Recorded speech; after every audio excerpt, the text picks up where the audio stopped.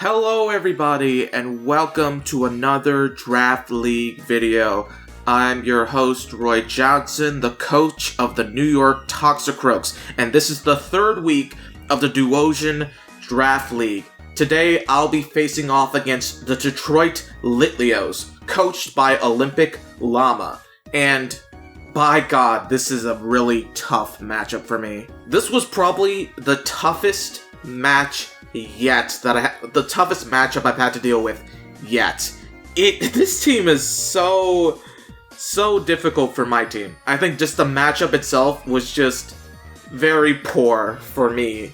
And trust me, when I was doing mocks, I was getting my ass kicked. Loss after loss after loss after loss. It was insane. This is such a tough matchup for me. And the reason why is two mons in particular. Tera Glastrier and Corviknight. Let's talk about Glastrier first. Glastrier is such a huge threat to my team. Especially if a Tera Electric, which I predict they will bring Tera Electric, if they bring Glastrier, which they probably will, because it is such a hard mon to deal with. It has such great attack, it is super defensive, it's super bulky, and obviously it's slow as hell, and it has the ice typing, but with Tera, that thing is almost unstoppable with my team without some really strong prep. As for Corviknight, that mon is also super bulky and walls my team. So having both Glastrier and Corviknight on the same team, and likely that he's gonna bring both, I assume, it's been so annoying to face off against them in mocks. That said, I'm not giving up. I will admit there was a point during those mocks where I was like, okay, I'm probably gonna lose this, and just, I'm just gonna try, I'm gonna try my best, but I'm probably gonna lose. That said, I've managed to construct a team that I think has the best chance of beating Litleos. Now, I'm not saying it's a strong chance per se, but there is a chance, and I am going to take that opportunity head on, because I do not give up. I am determined to make it to playoffs this season, and I'm going to make sure that it works out. So with that being said, let's talk about the 6 Pokemon I'm bringing to this matchup, and hopefully, through hard work, determination, and a little bit of luck, I think we have a chance. So let's get into it, shall we?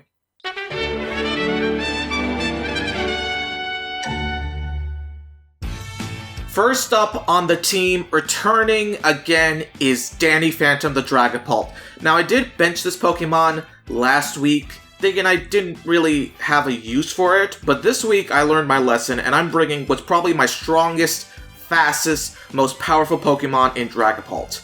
The moveset is Draco Meteor, Thunderbolt, Will-O-Wisp, Sucker Punch. I have most of the EVs invested in special attack, although I have it specially EV'd in speed to outspeed every single one of his Pokemon that is not Choice Scarfed. And I don't think he's going to bring Choice Scarf for all of his mons. The only mon I'm thinking he's definitely going to Choice Scarf is Latios. But that said, I should be able to outspeed every other non-Choice Scarfed Pokemon. That's how fucking fast Dragapult is. I don't even need to invest all of my speed EVs to outspeed every single one of his non-scarred Pokemon. That's how crazy Dragapult is. That is so busted. As for the moveset itself, I am doing mainly specially attack focused with Draco Meteor doing the damage. Thunderbolt, mainly against things like Enamorus, Incarnate, and Corviknight. And Will-O-Wisp to also just like half the damage of mons like Glastrier and some of the other big threats on this team. Now, here's the thing that really changed my perspective on beating Litleos, or trying to beat Litleos, is I was originally running Choice Scarf on Dragapult, and I just kept getting to situations where I just ended up being the last mon standing, and I had to pick one move, and I just couldn't kill every Pokemon with the same move. So that's when I realized, wait a minute, I don't need to be Choice Scarfed in this battle. That's why I picked Expert Belt. I believe with this mon, and it not being Choice Scarfed, I could potentially take out almost every single one of his Pokemon. Maybe not the Glastrier, but every other Pokemon I could probably take down. With Expert Belt, even a Choice Scarf Latios, I specifically have Sucker Punch for this thing because I'm almost certain he's going to bring us a Choice Scarf Latios, and if he doesn't, that's okay. Because either way, I can bring a Draco Meteor. If he doesn't, I can just Draco Meteor it, and it's dead. But if he does, I have Sucker Punch. That's why I didn't do like plus special attack minus attack, because specifically for Sucker Punch, I want Sucker Punch to deal a lot of damage, and with Expert Belt,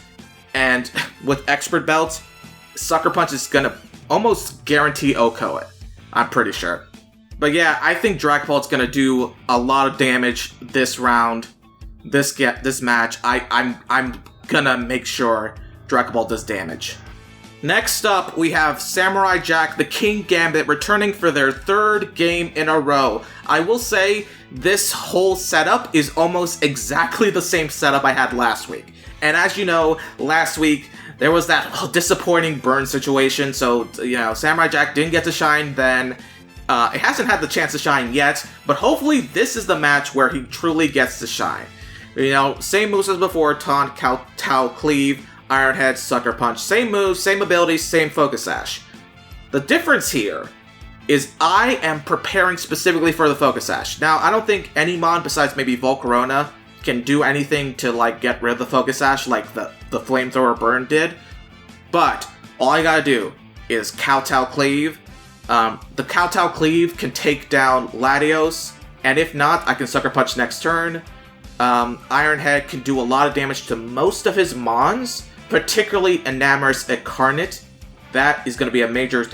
That's going to definitely take down Enamorous Incarnate. It could also take down the Terrakion as well.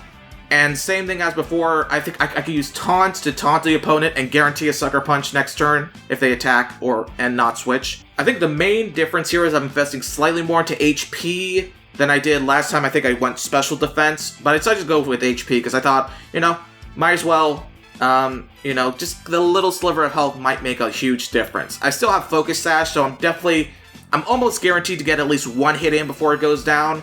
So whether they go with a fighting move or a burning move or whatever move, because King Gambit does have a lot of weaknesses, I can guarantee at least one hit with that Focus Sash. And I think King Gambit could do a lot of damage to their team. I just hope it finally gets a chance to shine. Maybe it won't get a kill, but I'm hoping it gets the chance to shine this match. Next up, making their Draft League debut is my Hisuian Arcanine Scooby-Doo. I guess I did name it Scooby-Doo. Its moveset is Head Smash, Flare Blitz, Solar Beam, and Scorching Sands. It has the ability Rockhead and is holding a Power Herb. Now let's explain this full set. First of all, this thing was specifically EV to deal with Hisuian Qwilfish, because that thing could be very annoying to deal with. It has Scorching Sands to deal with it, and it does specifically outspeed Hisuian Qwilfish. Now, this is going to be a very mixed attacking Hisuian Arcanine, this game. Obviously, Rockhead with Flare Blitz and Head Smash if it gets a chance to hit, because it's a little unreliable with the accuracy. But both of those are guaranteed to do a lot of damage with its high attack. But Scorching Sands obviously goes for Qwilfish, the Hisuian Qwilfish, on their team. It can also do decent damage against a Terra Electric Glastrier. Maybe not OHKO it, but it will do damage, and that will make a difference. That said, the main thing I want to talk about is Solar Beam. The Power Herb is specifically for Solar Beam, and this is to deal with Quagsire. Quagsire can be very annoying, and I'm not going to bring a Grass type to deal with it. Now, I do have one more counter against Quagsire specifically, but I think this could work very well, because I don't think anyone is expecting the Harkanine to be a counter for Quagsire. So here's what's going to happen. One, Harkanine is going to outspeed Quagsire, because it's already pretty slow. Quagsire's pretty slow. Then, with a Power Herb, in one turn, it gets to use Solar Beam, and the super specially attack-focused Harkanine is going to demolish it with the 4 times effective Solar Beam. If I get this thing to work out, because I don't think anyone's going to think, oh, Scooby-Doo, the Fire Rock type, is going to have the move that can take down Quagsire in one hit. But that's where they're wrong. Power Herb, Solar Beam, specially attack focus, 4 times weakness, it's done. If I get the chance to do that, that will be one of the MVP moments of that week. I can almost guarantee it. Hopefully I get to shine to show that off, because I'm very excited about that particular play in particular. But regardless, I think overall this thing is going to do a lot of damage. Maybe not get all the kills, but this thing could take a good chunk of their team. Head Smash can do a lot of damage if it hits. Flare Blitz is going to do a lot of damage. Solar Beam could OHKO Quagsire, and Scorching Sands could do a lot of damage to their Pokemon.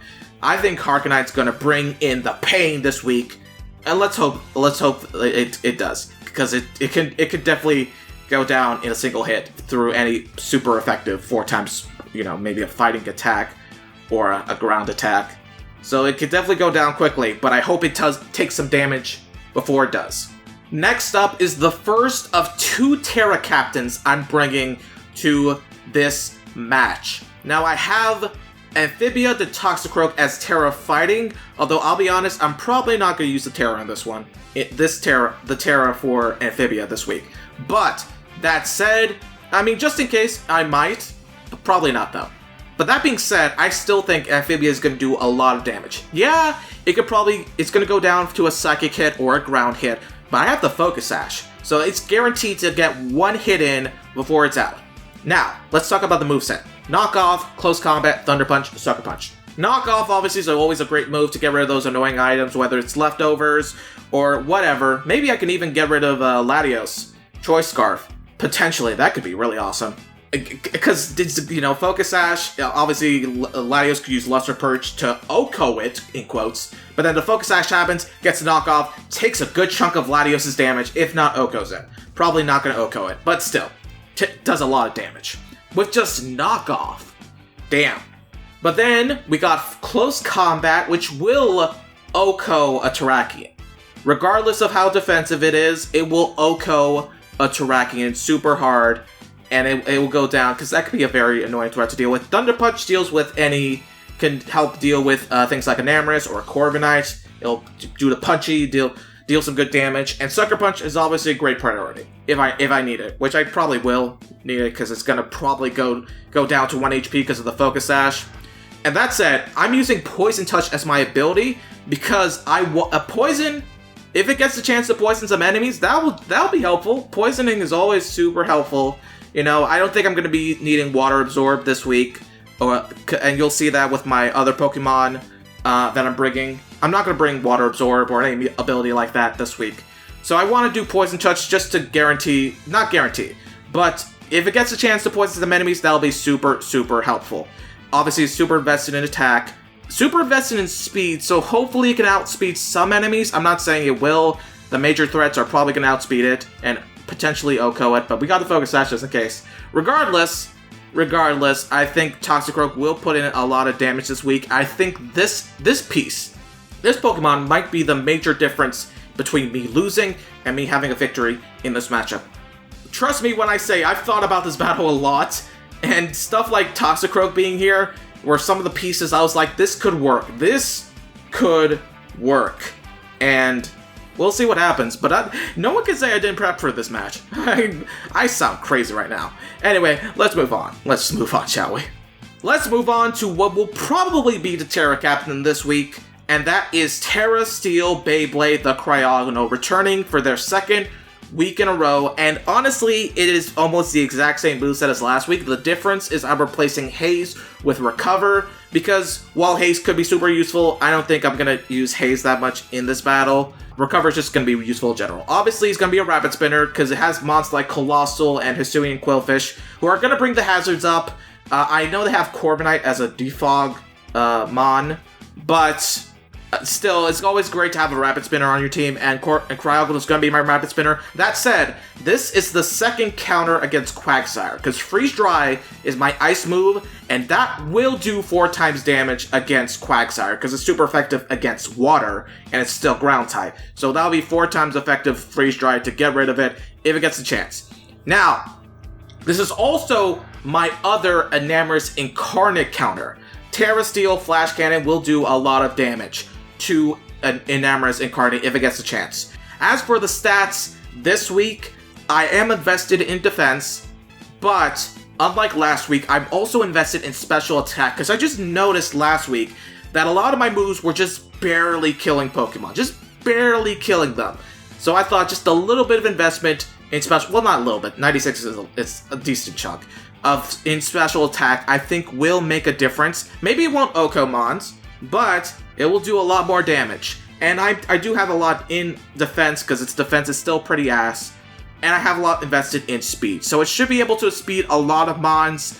Probably not the Scarfed mons, but still, it'll probably outspeed a lot of mons this week.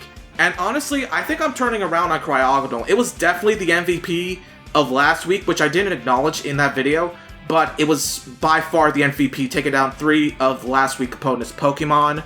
So hopefully it will continue to prove its worth. Honestly, I was shitting on Cryogonal in my draft video. I thought I'm probably going to drop it, but Cryogonal's proving to be a very essential piece in my team. And I'm surprised, but I'm also proud of the potential damage that Blade the Cryogonal is going to do, and I'm looking forward to using it. Now, to close off my team of 6, for the 3rd week in a row, we have Chowder the Clodsire. I just keep bringing this mon to battles, but it just keeps being useful in battles. This week, I'm going to be doing a Yache Berry item, ability Unaware. Last week I was saying maybe I should have been Water Absorb. This time I'm definitely choosing to be Unaware this time. I know Araquanid could be a potential threat going into this, but one, I don't think he's going to bring it, and even if he does, I think Unaware is just in general super important. Glastrier with the Chilling Neigh ability, Volcarona with Quiver Dance. I just think in general, and like Corviknight also has some bulking up moves that can raise his stats. So having Unaware here will definitely, I think, is more important than potential Araquanid water move or anything like that. That said, maybe they'll think I did bring Water Absorb, and if they bring an Araquanid in, they might switch it out because they think, oh, a water attack's not going to do anything, you know? So that could work out. I'm definitely playing Unaware I'm choosing to do Unaware this week, though. That said, its moveset is Stealth Rocks, Yawn, Earthquake, and Recover. I do not have anything to deal with Corviknight, except for Yawn. Yawn will be making that thing fall asleep, so it doesn't have the chance to set up as much. Earthquake is obviously the biggest. This thing is the biggest counter against Glastrier. That's why I have the Yache Berry in there, so it can at least tanks one ice attack. And as for the stats itself, Earthquake obviously is the main thing. That's the ground stab that's going to do decent damage to Glastrier, while it can't do as much damage in turn, although it has ice moves and it has ground moves. So it's still going to be a tough matchup regardless, but this is one of my best counters to it. It has Recover, of course, to help heal, and it has Stealth Rocks, because Stealth Rocks could be very useful. I know Corviknight has Defog. It's one of the best defoggers in the game right now. But regardless, I still want a chance to set up the Stealth Rocks, because chip damage does matter in this matchup, especially with mons like Corviknight and Enamorus in the game. It might make a huge difference. Anyway, stats, it's a lot in defense and a lot in special defense. That's just, I want this mon to be super bulky and to take as much, and also 4 in HP. I want this mon to be super bulky and super annoying to deal with. It walls Corviknight. It walls a lot of Pokemon. And it's going to be a very offensive threat against Glastrier. Sure, it's not the best invested in attack, but still, it's something. It's something.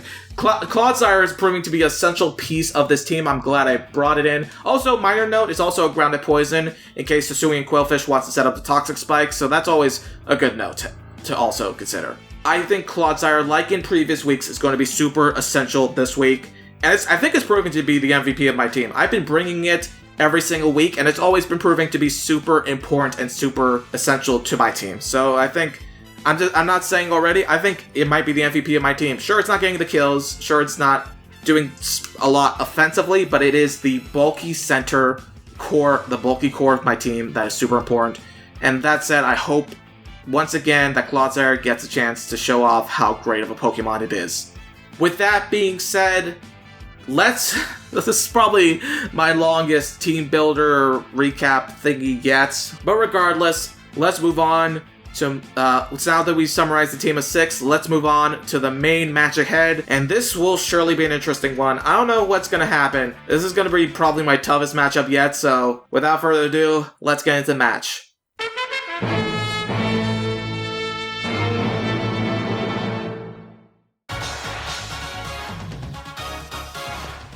And we are back and into the battle today. Obviously, I'm on my side, Ricky490, Roy Johnson, Toxicroaks. Olympic Llama is on the other side. They got, they're the Litleos, and they've got, on their team, is pretty much the 6 Pokemon that I expected to come to this battle. Glastrier, Corviknight, Latios, Enamorus, Quagsire, Terrakion. Pretty much, so these were all the mons I was kind of expecting. No big surprises, nothing like that. So I kind of knew what I was getting into. But obviously, this battle didn't go exactly as I planned. So let's just go, without further ado, let's go into the battle, shall we? So right away I didn't predict the lead here. All the mocks I've done typically started with 2 Pokemon. It started with Terrakion and maybe Latios. Probably expecting the Clodsire lead-in. Which makes sense. Clodsire has been my typical lead-in. They set up the hazards right away. But instead they bring in Glastrier, so that's why I have Amphibia, who does a good counter on both of these. They have enough moves that can counter both Latios and Terrakion, so that's why I started off with Amphibia. But they instead lead with Glastrier, which got me a little uneasy. So right away on the first move, they tear into a ground type, and then they knock off. I knock off to get rid of any items they have. It turns out it was Assault Vest, which might have made a huge difference. Part of me was maybe expecting the switch, just in case, into Latios. But regardless, high horsepower pretty much takes out my entire thing up to my Sash. But luckily I have the Focus Sash, so I switch in here, and this was a really... Okay. Let me explain this for a second. I thought they were going to go for another ground move, but they really accurately predicted the switch into Beyblade, who's my Levitate Mon. So they went for the fighting move. And there goes Beyblade for the battle, so that's already a great sign, and they got the Chilling Neigh, which is... God, Glastrier is so broken. Glastrier is so broken. They do another high horsepower, and... Okay. Now, you might be thinking that was a stupid call, but remember, Clodsire technically had Unaware. So, in theory, it should have been able to tank that, but here's what I didn't see coming. So, technically... Because of I had Unaware on this thing, the 1.5 attack that you see here shouldn't have mattered at all. Should not have mattered at all. But I didn't ever test Terra Ground. So I think the extra boost obviously becomes Stab, and it's still a super effective attack. Even though it's Unaware, so it doesn't do the same amount of damage. And I didn't put a Ground Berry on this, I put an Ice Berry. So I think all those factors in is what caused it to OHKO Chowder. Because typically I would have survived a ground attack, but I was testing Terra Electric, not Terra Ground. So there goes Chowder. There goes 2 Mons OHKO'd by Glastrier. Glastrier is so freaking broken, man. Okay, I had to waste my Solar Beam on here. Like I said, I prepped the Solar Beam exactly for Quagsire. I did the Solar Beam exactly for Quagsire, and there goes Scooby-Doo. And it doesn't even do as much as I would hope. And honestly, in hindsight, maybe I should have just gone for Toxicroak and gotten a close combat off. Would I have gotten the kill? I'm not sure. But I would have mattered. I don't know. Maybe I should have gone for close combat here too. I'm not sure if getting rid of the heavy-duty boots would have mattered at all. Maybe I should have gone for a close combat. Just go full out on the Quagsire. As you'll see, more chip would have made a huge difference. I go for Draco Meteor, and just barely, on 2%, the Quagsire does not die. And that is so annoying. That is so annoying. I am specially attack invested on this mod. So, and that still didn't do enough. Which is so annoying. That thing must be special defense as fuck. He gets the Toxicroak, which is just great to deal with. Already I'm doing very badly right now. I did manage to take down Quagsire, so it's 2-4 right now, and it's not looking great.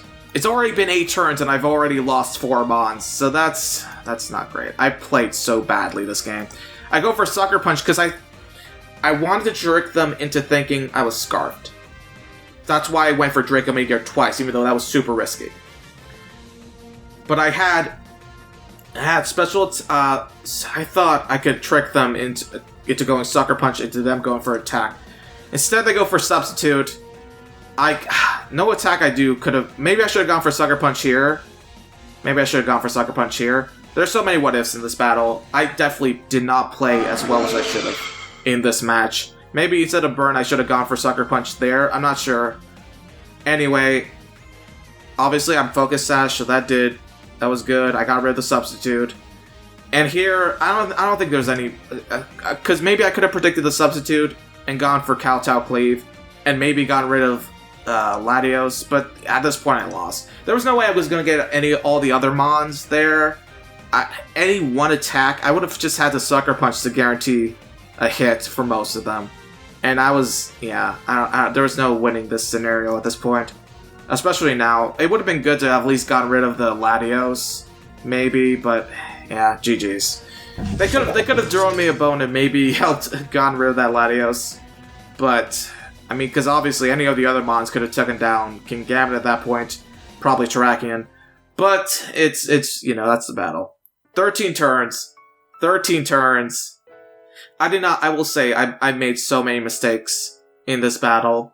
Yeah, and, this was already a tough matchup. I've already said before, this was a super tough matchup for me, and I tried really, really hard to deal with it. But this was just one of those cases where, one, it was a very tough matchup. There was a small chance of me winning regardless, because of how good the matchup was against mine.